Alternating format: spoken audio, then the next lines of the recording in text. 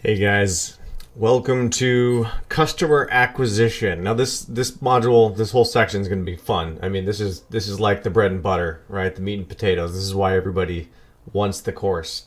Acquiring clients and high paid ticket clients. And I'm going to show you exactly the best methods to do that. Actually, I have a way that you can get, especially if you have an ads budget, but I have a way that you can get so many people in the same niche onto one meeting, so to speak, like Zoom or whatever, and you can pitch them all and close high ticket accounts. It's coming up. It's going to be great. It's going to be fun. We're going to do a whole separate training on that altogether. I'm even going to give you my personal sales pitch. But don't skip ahead. This is really important to kind of, you want to know all of the techniques, right? You don't want to just use one. You want to understand how it all works.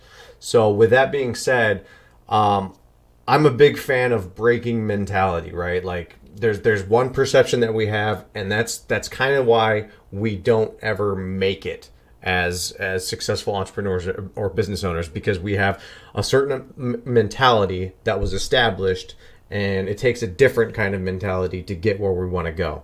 Does that make sense? So how I'm going to talk today is about not being lazy, okay? And ad copy has a tendency to pull us in. Ad copy and marketing has a tendency to pull us in and make us be lazy, right? Until we eventually put in so much work that we realize, oh crap, there's a lot more work than we thought. For example, there's always you, and then there's always a goal, right? X marks the spot. So the fastest way between 2 points is a straight line. So the goal is to get you from point A to point B as quick as possible and as painless as possible, right? So usually what this goal is for a lot of people, well, for everybody, it's a pain point that they want the pain to stop, right? So when ad copy comes in, somebody will say something, hey, learn how to do X without wasting time and make more money, right? So instantly people get pulled in with the ad copy. So by the time they actually apply it, they're lost and they don't know what to do. So they fail. Does that make sense? I was trying to map it out as easy as possible. Let's go ahead and I'm going to clear this up for a second. We'll come back to that point. The reason why you have to change your mentality. This is because I like to think of it as you don't actually have free choice until you decide that you want free choice. This is mind-blowing here, okay? So life consists of circles, right? Some circles overlap with each other. Some of them overlap with multiple circles. Some of them aren't even connected. Some of them are connected to other circles but not connected to others, right? So let's say that we are over here, and this is your 9-to-5 job, right?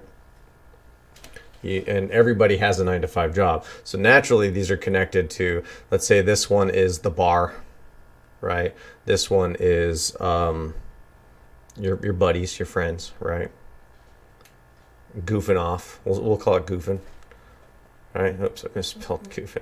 I'm a terrible speller in case you haven't noticed, right? So you'll notice like the 9-to-5, you goof off with your friends in the 9-to-5, right? That happens. Sometimes you goof off with your coworkers from the 9-to-5 at the bar.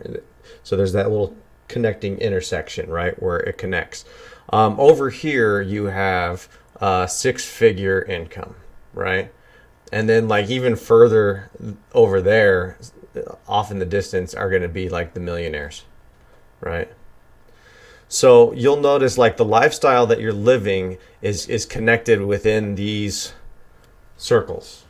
So everything that you do within those circles is going to keep you in those circles. Does that make sense? So this is where free will doesn't exist, right? Because you grow up as a child and you're like using the same exact methods, right? From the moment you were born, you were taught, okay, pick up pieces of trash. Don't pick up pieces of trash. Or you were taught to use swear words or not to use swear words. These all become parts of your personality. Well, that is an indoctrinated demeanor that you've established because of how you were raised. So naturally, that affects the decisions that you make in life. You with me so far? So if you're working the 9-to-5 job, that type of person that grew up working that 9-to-5 job has to make those kinds of decisions. See what I'm saying? Like if you're walking down the street and you see a piece of trash and you're raised to pick up that piece of trash, you're the type of person that's going to pick it up. or you were raised not to ignore it. You weren't raised to do that. That is going to affect every decision that you make, right? So the hours and the long attitude that it takes to get, or the determined effort of not being stopped that this guy over here has is not the same as the attitude over here. Like this guy, when somebody says, no, that's wrong, they question it. Why is it wrong? Over here, these guys in the 9 to 5, they're usually the ones saying, scam, wrong, right? So it's a different mentality. Do you understand what I'm getting here? I realize I kind of went off to this really long spiel on this, but it's important because the effort that you put in is directly correlated to the results, to the end results. So if you're repeating the same actions that you're doing today, but you want a different life, it's impossible, right? The math just doesn't add up. Look at it. If you're over here and you want to be over here, you can't continue to do the same things that you used to do. You can't go to the bar. You can't goof around with your friends. It's not something that people want to hear, right? It's because people don't want to hear it because they don't want to give up that stuff because they enjoy it. Well, that's fine. I totally agree with that. I'm one of those guys where I used to love going to happy hour, right, with my buddies, with my coworkers. It wasn't until I realized I can't do that because I have to focus on my goals. See what I'm saying? And then once I started, and my friends kind of adjusted to me. I hang out, I'm not even kidding, I hang out with my soccer team once a week. I used to hang out with them more, and they go on trips to Mexico without me because I've got a company, I've got goals, I've got dreams, right? So I have to opt out. Occasionally, I'll put it on the calendar and I'll be like, okay, I can go with you on this day. But it's not like the impromptu attitude that I used to have. It's more structured. It's more self-controlled. Think about that. There we go, self-controlled. Think about the gym, right? The kind of person that goes to the gym every single day had to structure that into their life.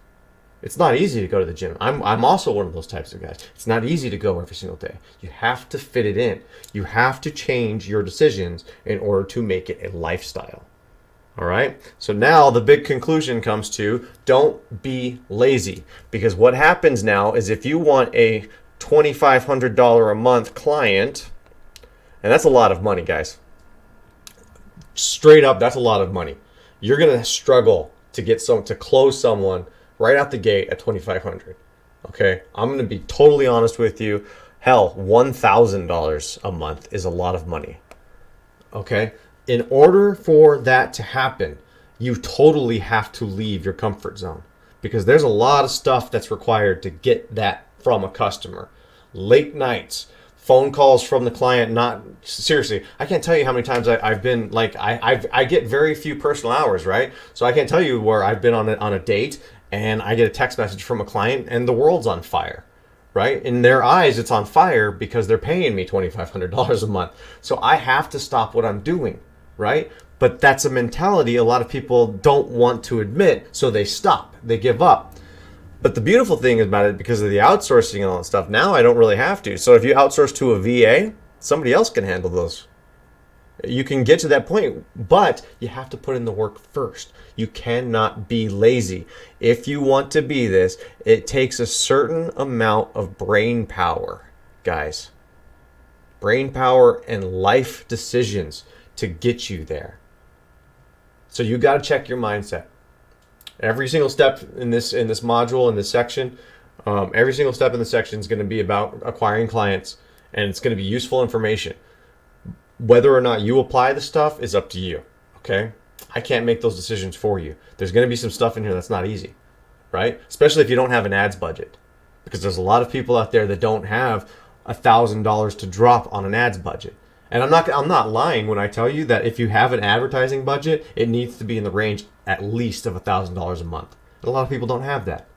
And that's totally understandable. But seriously, if you want to see a difference with advertising, you usually need at minimum $1,000. You could probably get away with it with $500, but you're really not going to see that much results. That's what I tell my clients. We're going to get into that too. So guys, don't be lazy. Check your mindset, okay? The light at the end of the tunnel is right there for anyone to take, but it all depends on you, right? So if you have a choice to go home and put some hours into building your website, to building your funnel, to building your client list, to doing some research and recon, you've got a choice between going home and doing that and then going out and spending some time with your buddies, and you choose your buddies, guess what? It's black and white, guys, right? This isn't an exaggeration. It's true. I'm being a little bit dramatic here because it's true. You can't go to your buddies and get results in your company. You can't. Now, there is one piece of advice, because there's a silver lining here that, which book was it? It was the 30 Days book. And if you're taking the One Funnel Away Challenge, guys, take it. The book that comes with it, read those stories from other successful entrepreneurs. They're going to tell you the same thing that I'm telling you here. Okay? But who was it? I think it was... it wasn't David Asarno. Maybe it was David Asarno. He said he used the expression full throttle, and I use this too, because when an aircraft is taking off on the like an aircraft carrier, it's only got so much distance to take off, right? It doesn't have a full runway like an airport, so it's got to use full throttle to get that jet off, right? So it's giving it everything it's got, full throttle in the beginning. Once it's in flight, it doesn't have to give it that much anymore. It can let off. See what I'm saying? So a lot of you guys that are just starting out, that's something to think about. You know what I mean? It might take 3 months. It might take 6 months. It might take a year. But a year full throttle, man.